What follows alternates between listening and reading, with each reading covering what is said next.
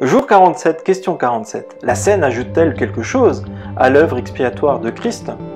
1 Pierre, chapitre 3, verset 18. Christ aussi a souffert, et ce une fois pour toutes, pour les péchés. Lui, le juste, il a souffert pour des injustes. Afin de vous conduire à Dieu, il a souffert une mort humaine, mais il a été rendu à la vie par l'Esprit. Non, Christ est mort une seule fois pour tous. La scène est un repas d'alliance qui célèbre l'œuvre expiatoire de Christ.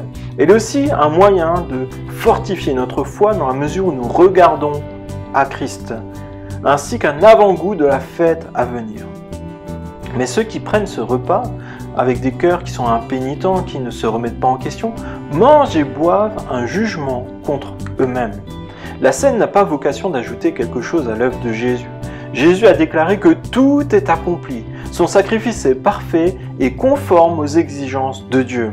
Il est suffisant pour ceux qui placent leur confiance en l'œuvre de Jésus, pour qu'ils soient pardonnés, justifiés, sauvés, en relation avec Dieu.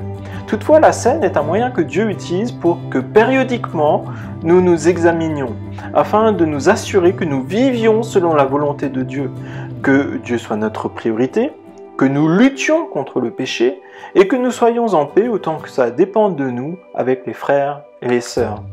Pour autant, la scène ne doit pas être considérée comme une épreuve de sainteté dont la récompense consiste à pouvoir la prendre. Au contraire, c'est une invitation pour les disciples de Jésus à s'engager tout à nouveau dans le chemin de l'obéissance, de la sainteté, dans la soumission à Dieu. Et se rappeler que peu importe la noirceur de nos péchés, Christ a tout payé à la croix pour nous. Ce n'est pas un péché qui doit nous empêcher de la prendre. Par contre, si nous refusons d'abandonner ce péché, si nous refusons la réconciliation, il vaut mieux s'en abstenir. Dieu veut être la priorité dans la vie. La Sainte Seine est un moyen de s'examiner pour s'en assurer.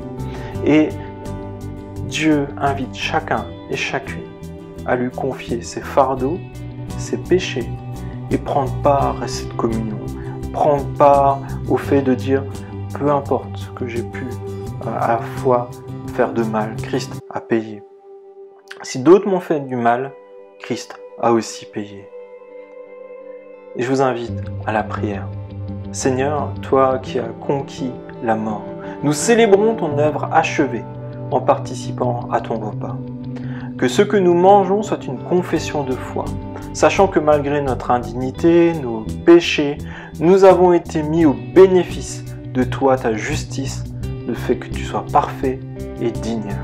Apprends-nous à nous approcher de la table avec un cœur qui est repentant, en mettant de côté notre orgueil et notre autosuffisance, mais à nous réjouir de tous les cadeaux que tu nous offres, y compris prendre la scène qui nous rappelle que toi tu as tout donné pour nous. Amen.